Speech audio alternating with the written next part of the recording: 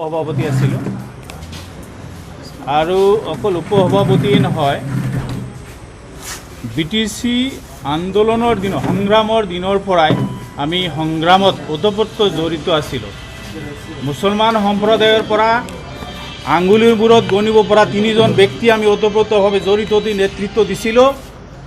বক্তাৰ আলী আহমেদ, মই শওকত আলী আহমেদ আৰু চাহেৰ আলী বুলি 3জন ব্যক্তিয়ে আমি নেতৃত্ব দি আহিছিলোঁ। তাৰপিছত 17 বছৰত চৰকাৰৰ বহুত কাৰ্যকলাপ দেখিলোঁ। তো আজি মই আপোনাসৱৰ যোগেদি ক'বলৈ পাই সুখী হৈছোঁ যে আজি আমি BTCৰ 4খন জিলাৰ পৰা অহা আমাৰ ধৰ্মীয় সংখ্যালঘু পৰিষদৰ প্ৰায় অৰ্ধশতাধিক, লগতে অন্য সম্প্ৰদায়ৰ বহুতো ব্যক্তি আছিল, সংগঠনৰ মানুহ আছিল, সবে আমি একেলগে যৌথভাৱে ইয়াত UPPL ৰাজনৈতিক দলত যোগদান কৰিছোঁ। আৰু তদানীন্তন BDC প্ৰধান হাগ্ৰামা মহিলাৰী দেৱৰ 17 বছৰীয়া প্ৰশাসনত উন্নয়ন ঘটিছে সঁচা কথা, কিন্তু কিছুমান ঠিকাদাৰ, সাপ্লায়াৰ আৰু দালাল শ্ৰেণীৰ ব্যক্তিৰহে উন্নয়ন হৈছে, সম্ভৱ হৈছে, কিন্তু সৰ্বসাধাৰণ ৰাইজৰ আৰ্থসামাজিক উন্নয়ন হ'বলৈ সম্ভৱ হোৱা নাই।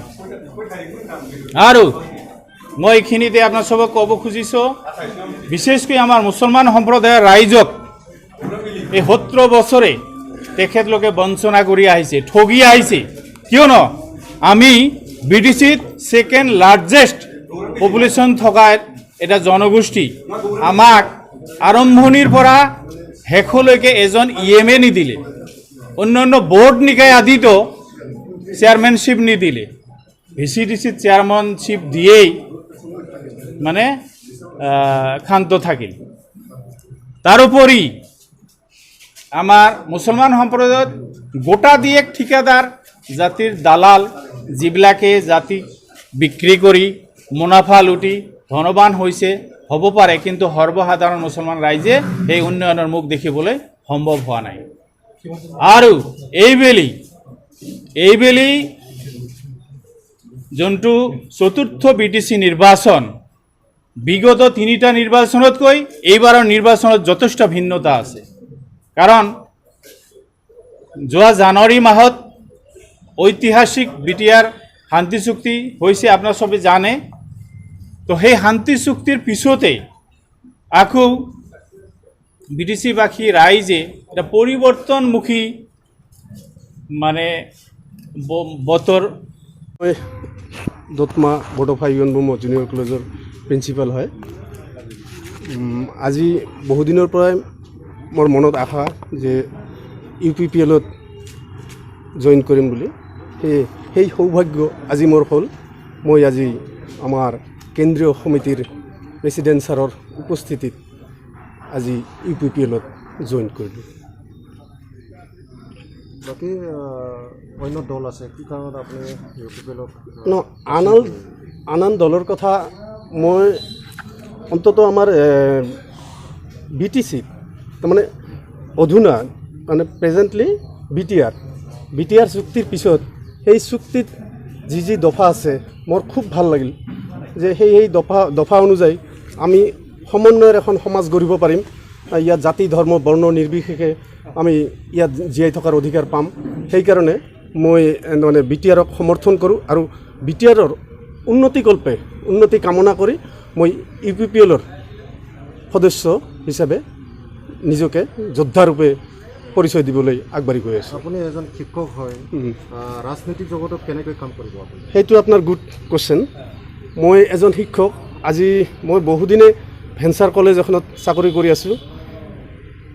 আমাৰ BTAD এৰিয়াত ইয়াৰ আগতেও এটা দফা আছিল যে BTAD এৰিয়াত ভেঞ্চাৰক প্ৰভিঞ্চিয়েলাইজেশ্যনৰ পাৱাৰ দিয়া হৈছিল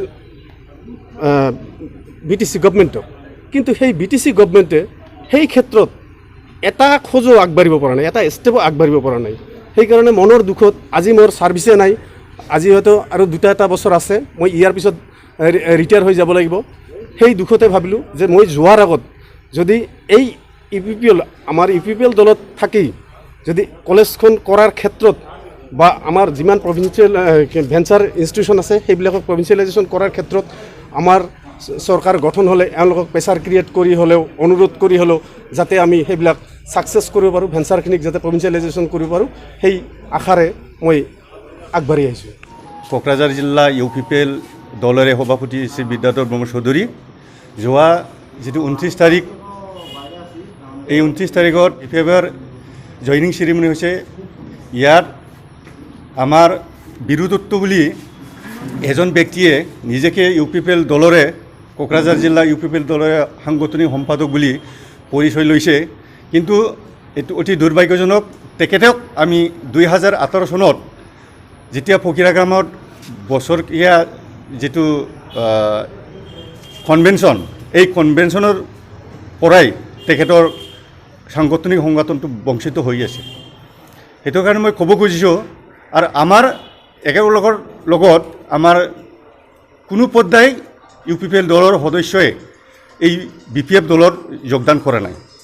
আৰু বিৰোধত্বক 3বাৰ কাৰ্যনিৰ্বাহ যে সভা, এই সভাত অনুপস্থিতিৰ কাৰণে তেখেতক 3বাৰ অনুপস্থিত হোৱাৰ কাৰণে তেখেতক দলৰ পৰা বহিষ্কাৰ কৰা হৈছে। এইখিনি কোকৰাঝাৰ জিলা হিচাপে এতিয়া 5টা যিটো সমষ্টি, এই 5টা সমষ্টি জিকাৰ অংকৰ আছে, আৰু এটা সমষ্টিটো আমি লেভেলত আছে বৰ্তমান।